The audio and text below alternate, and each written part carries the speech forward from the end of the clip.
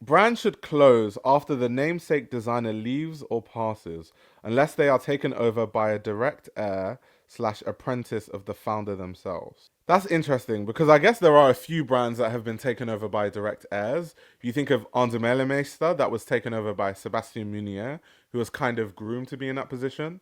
Or you have the likes of Sarah Burton. Sarah Burton obviously worked under Lee McQueen himself for years and years and years before taking over the brand. That's interesting. Same thing with, let's say, Christian Dior. Yves Saint Laurent was working under Christian Dior for years and years and years. Well, not that long, but was working under Christian Dior in this case. And then, became a designer before he kind of lost it. And then there were so many other designers that, went to Dior, whatever. I don't know if I 100% agree though, because I think when it comes to brands not having direct heirs, but good stuff happening at the brand, that definitely is the case. You think of, let's say, Cristobal Balenciaga, right? He, like, let's say Nicolas Gasquier. I really like Nicolas Gasquier as Balenciaga, but that has nothing to do with Cristobal Balenciaga. Like, Cristobal Balenciaga did not. First of all, Nicolas Gasquier is too young. Cristobal Balenciaga was not like grooming or training Nicolas Gasquier to take over. Like, no. But I think his Balenciaga is really good.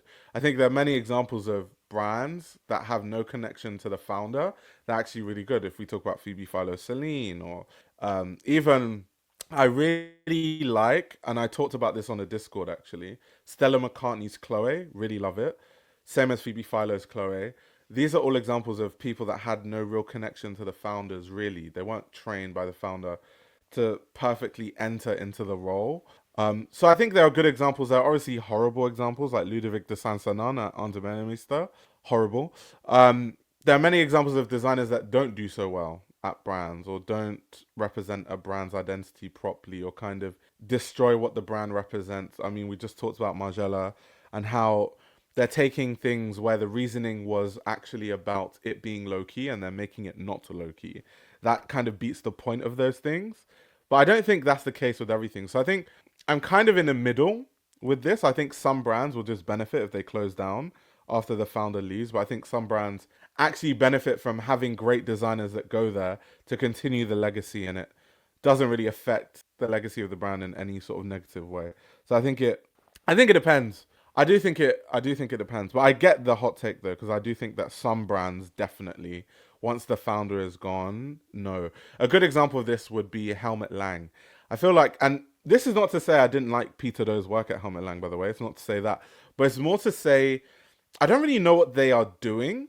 They had Peter Doe there. He was barely there for that long. They had um, Shane Oliver that had like a few, like a guest designer for a bit. They've had other guest creative directors. It's just all over the place. I think at this point, let's just close down Helmut Lang and just let's love Helmut Lang for what it is historically and how influential it was in the 90s and the 2000s.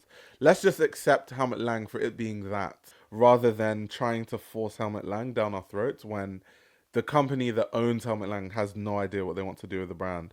So I think I'm in two minds about that. I definitely think we're in two minds about that. We're in two minds about that. And then also, business wise, is it realistic when a company? So let's talk about McQueen, for example, because I know a lot of people have mentioned this about McQueen, the brand, that after the founder it should have died.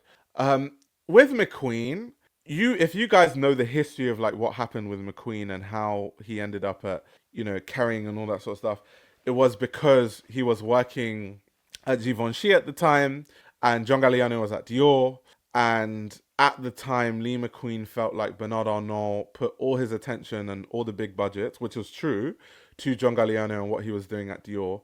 And kind of McQueen was seen as like you're a really talented designer, but I don't really have time for you because John Galliano is making the big bucks at the big brand. So there wasn't really that much care. And McQueen felt like he wasn't really seen. He felt like he wasn't really valued. And so when Francois Pinot came into the fold, it didn't take long before he was like, yeah, I'm going to go with him and, he's going to invest in my brand and whatever. And, Francois Pinot investing in McQueen actually helped bring a certain level of financial stability to McQueen. So when McQueen passed, how realistic is it to say that someone who has invested millions and millions and millions and millions into a company should just let go of it because the founder has passed and kind of like, I think Luke mentioned something along these lines. Yeah, let's cut thousands of jobs because we want to defy a dead designer. Stupid. That's the thing. So like, it's also the jobs. There's like loads of people that work for these companies. I do think that a lot of these luxury brands also preserve a lot of craft because they work with companies that otherwise wouldn't have any business if, let's say, the luxury fashion industry didn't exist. So there's so many drawbacks other than just we don't like the aesthetic of this brand that comes into us saying this designer should, once they pass, the brand should cease to exist and we shouldn't even talk about it, or look at this brand anymore. I don't know. I'm kind of in the middle with that. I agree and disagree at the same time. Well, let's see. This was a question I had earlier, but do you think the non-name brand creative director, Klasner, Kondo, Sabato, is going to be more popular moving forward, or those houses that are still looking? Could you say that they aren't non-name brand creative directors, though?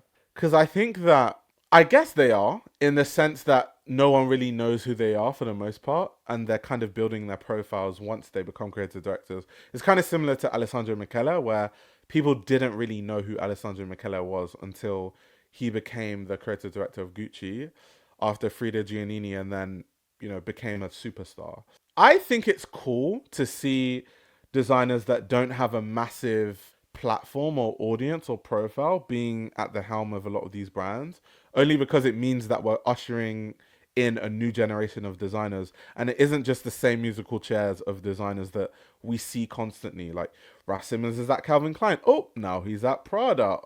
Like, Kim Jones is at Dior, now he's at Fendi. It just seems like there's no space for new talent. So I do enjoy when up and coming talent, or like you said, non-name brand creative directors get a chance to be at these brands. I do enjoy that side of fashion and that side of things, to be honest. I do think that's a net positive. And I do think that fashion is going in that direction.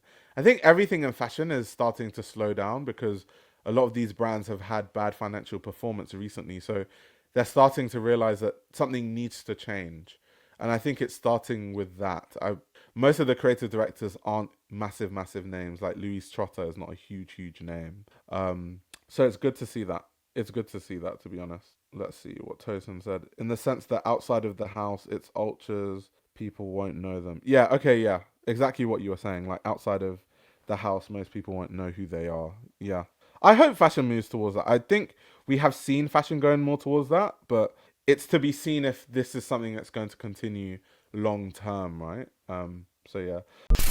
This YouTube channel runs on your support. If you want to support the channel, you can subscribe to my Patreon. You'll gain access to exclusive content that includes everything from my Patreon podcast, where I give a behind-the-scenes insight into the fashion industry, as well as a fashion book club where I review my favorite fashion books. You can also check out my fashion ebook, which highlights the best fashion journalists to follow, definitions of common fashion terminology, and how to determine what a good source of fashion information is. The links to everything are in the description below.